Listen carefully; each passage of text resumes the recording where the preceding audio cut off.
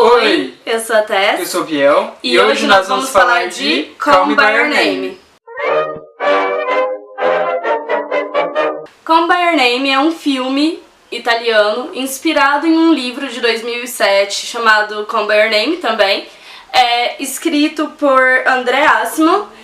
E no caso, ele conta a história do Hélio. O Hélio é um menino de 17 anos que tá com os pais de férias na Itália. O pai dele todo ano recebe um estagiário. O pai dele faz uma coisa que me parece arqueologia ali.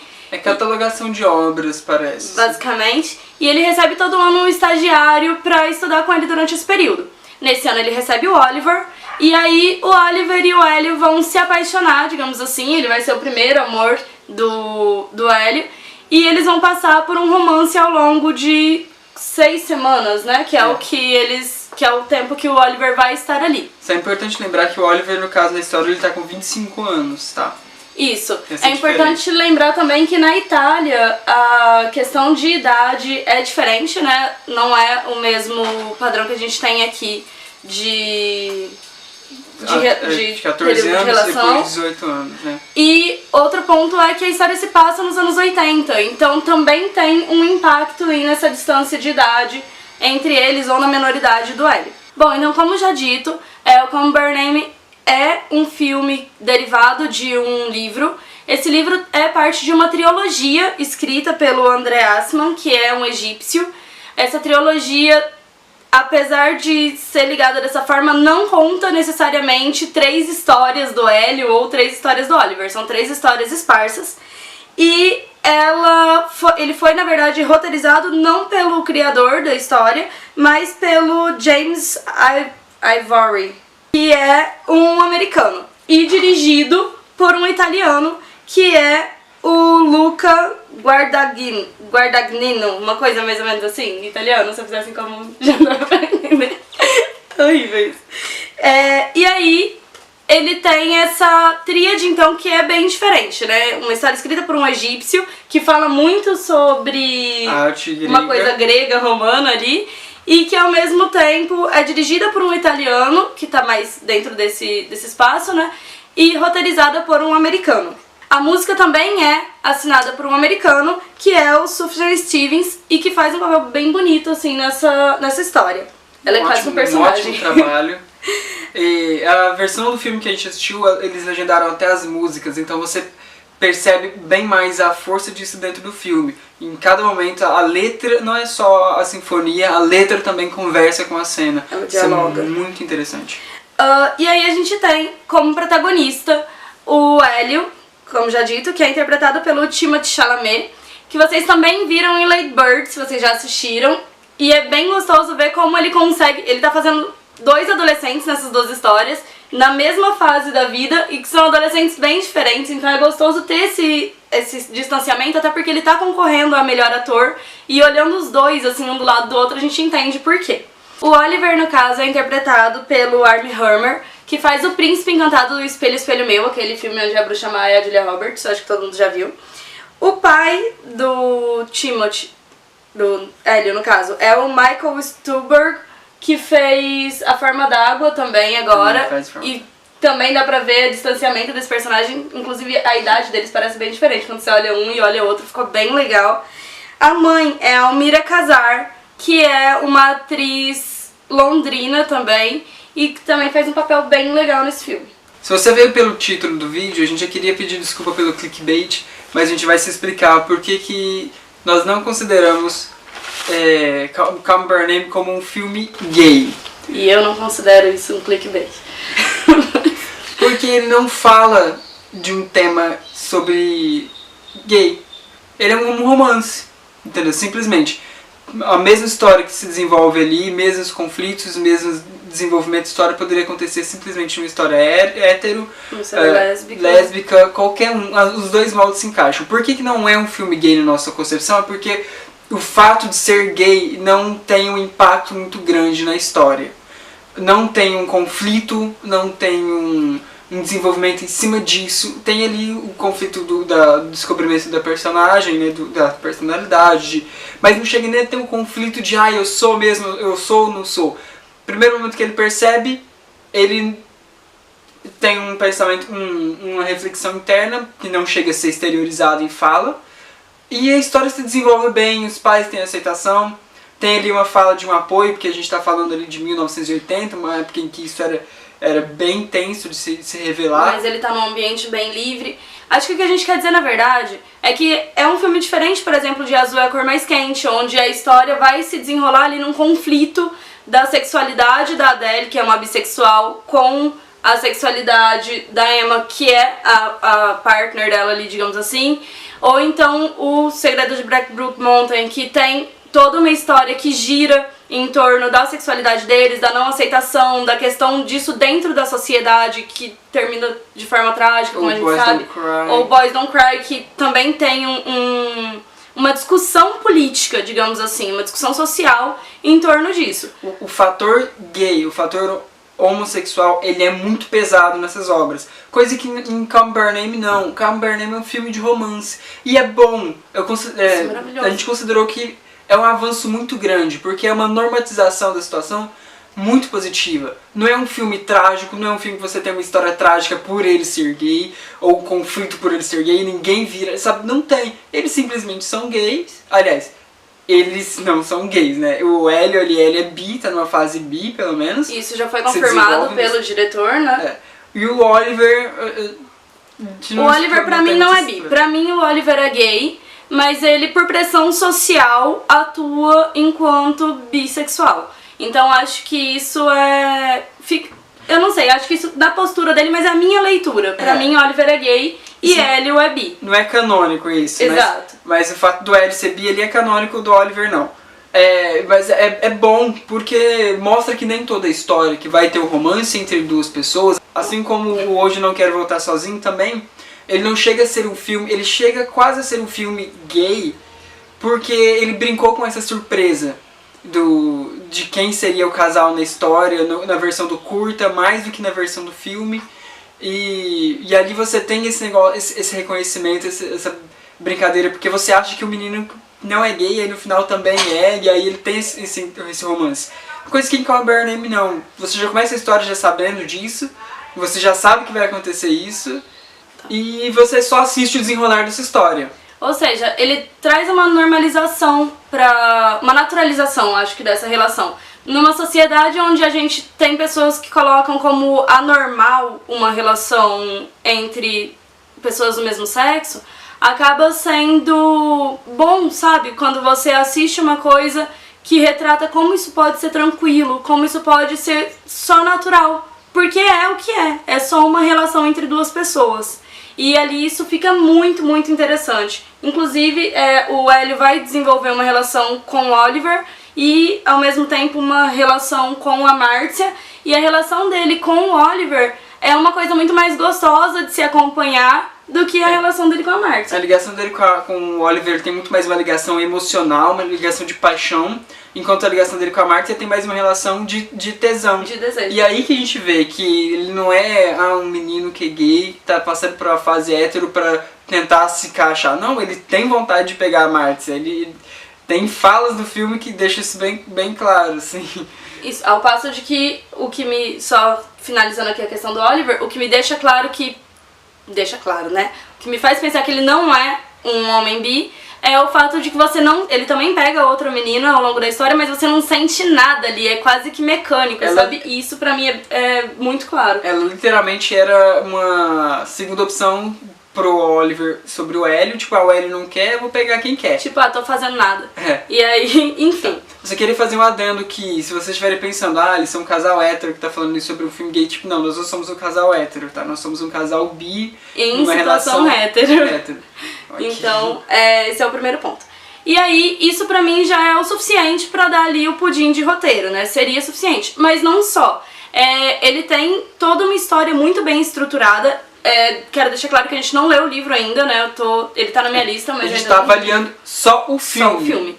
Ele tem uma relação muito bem estruturada ali em questão da relação dos pais. As cenas são muito bem discorridas e tem uma cena no final Spoiler, né? Começa aqui a parte com spoilers. Mas tem uma cena no final onde o pai... Já spoilou o filme inteiro aqui, agora vai avisar que vai ter Né? spoiler. Onde o pai conversa com o Hélio e ele se coloca sobre essa relação, deixa claro que ele tá ciente dessa relação e sobre como o Hélio é feliz em ter isso e sobre como isso pra eles é uma coisa muito tranquila e a forma como isso é colocado, sabe? Como isso é construído nesse discurso mesmo, é muito bonita, é muito emocionante. E eu acho que... E ele tá passando pela primeira desilusão amorosa dele, né? O Oliver acabou de ir embora e ele tá muito triste, você tá muito triste. E aí vem toda essa descrição e é muito maravilhoso. Fora isso, um outro fator que me dá vontade de dar esse pudim pro roteiro é a questão de como a história se desenrola. Porque, assim, todo mundo aqui já foi adolescente, acho que eu falo isso em Lady Bird também. A gente é muito enrolado quando a gente é adolescente, tudo demora muito. E aí você tem, quase na metade do filme que a relação deles vai começar a acontecer. E você já não aguenta mais. Você fica, meu Deus, Oliver, pega esse menino logo, a gente não aguenta mais também, sabe? E você vai sentindo essa apreensão e essa angústia do Hélio de já não saber mais o que fazer, mas já saber o que você quer. E é muito gostoso como isso é colocado. E tudo isso é obra do roteiro, né? De como a história vai ser conduzida ali. Não só do roteiro, mas acompanhando da direção Com também, certeza. que faz um trabalho muito bem em dirigir, em construir essas cenas. A arquitetura de ângulo de visão que eles colocaram, que você acompanha o Hélio, então você não sabe que ele sabe, você né? não sabe outras coisas, você tem a certeza daquilo que você suspeita quando tem a confirmação do Oliver lá na frente, quando o Hélio fala pra ele que não sabia se ele gostava, se ele queria, e a gente no começo do filme também ficava com isso, falando, mas eles vão ficar juntos, a gente sabe que eles vão ficar juntos, mas parece que não é que vai acontecer mesmo, e aí depois ele fala, eu queria, quando eu fiz isso eu tava mostrando pra você que eu queria. E aí você fala, nossa, a gente é muito trouxa. Sabe aquele rolê do eu sou tão trouxa que eu nunca sei quando alguém tá chegando em mim? É muito isso, assim. E é muito gostoso porque você meio que se transforma em Hélio, sabe? Você vai sofrendo aquilo junto com ele, não num sentido de quem olha de longe, mas como quem passa por aquilo. O filme isso é maravilhoso. Te trazer essa sensação. É uma empatia que te torna, assim. Fora isso, a direção também optou por um tipo de filmagem muito bom, né? Ele tem toda uma pegada nos 80, que é uma coisa que a gente já vê com Stranger Things ali, por exemplo, mas que te remete ao mesmo lugar, sabe? De tipo de filmagem, de qualidade de câmera, de elementos em cena, elementos em música. fluidez também, acho que é bem gostoso. E aí você não tá... eu não conheço a Itália, mas é como se eu estivesse tranquilamente ali transitando, sabe, por aquele cenário. E isso é muito bom, você meio que viaja junto com o filme para aquele lugar. Ele tem uma capacidade de transporte muito boa. E, portanto, a direção leva então também o nosso pudim. O terceiro pudim, como não podia deixar de ser, é o pudim da atuação. Acho que fica claro, pela nossa fala até aqui, que ele é um pudim super merecido.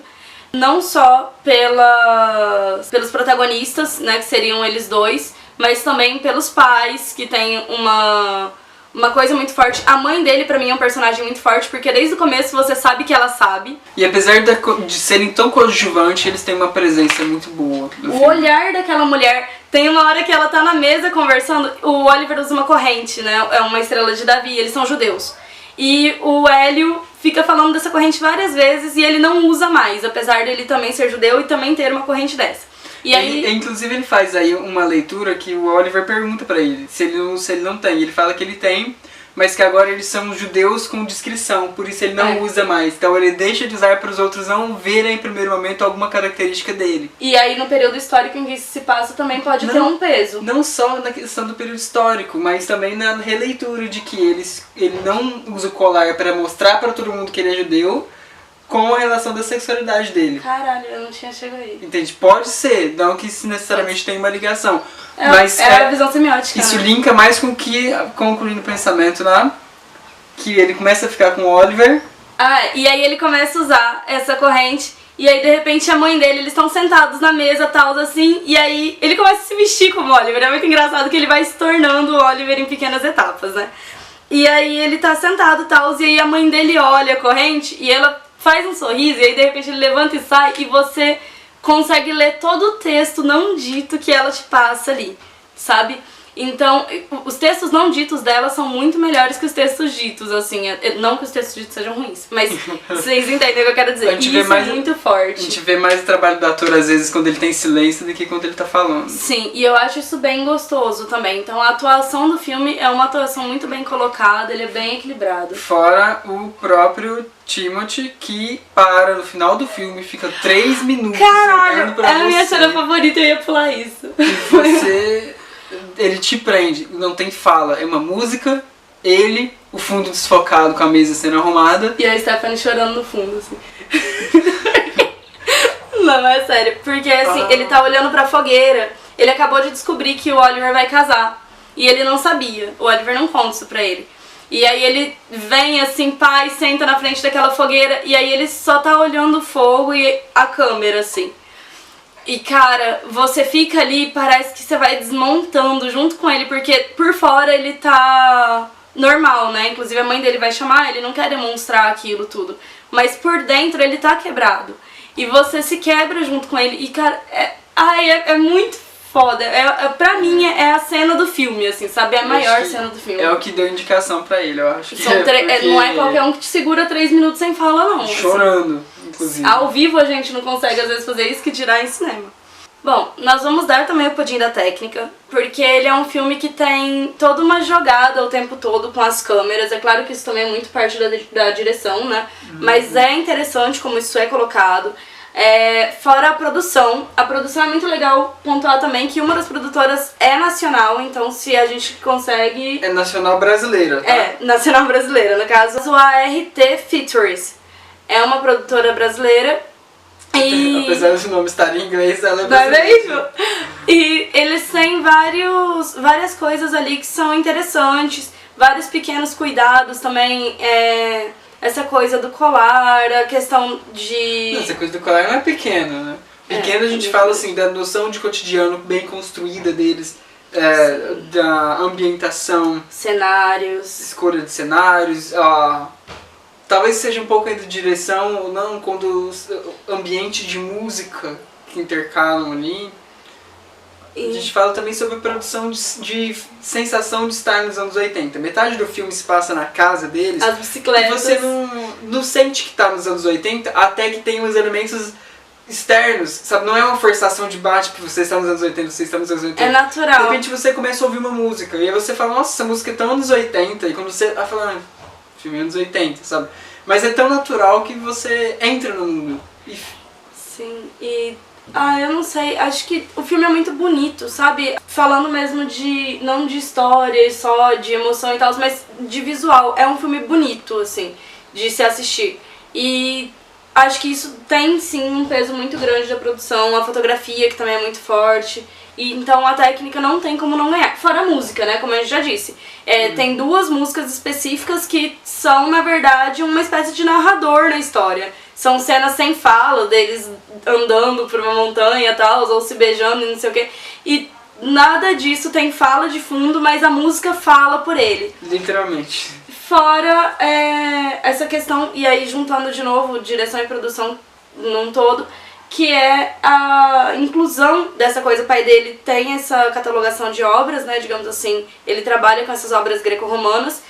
E a cultura greco-romana tem muito uma ligação com a homossexualidade, e isso é colocado de uma forma muito poética ali na história.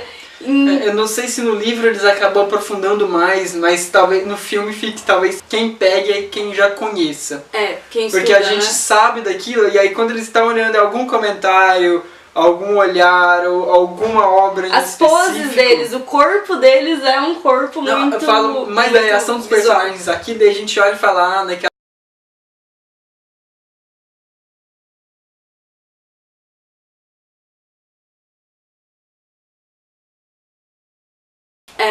E aí, por último, nós temos o envolvimento e a função social. O envolvimento, acho que fica claro, né, que não tem como não levar esse pudim, então metade do pudim já tá ganho.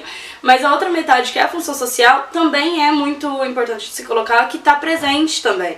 Quando a gente fala que não é um filme gay, no sentido de um filme que fale de luta ou que se coloque em uma forma de resistência, digamos assim. Não é um filme de bandeira, de panfletagem. Isso.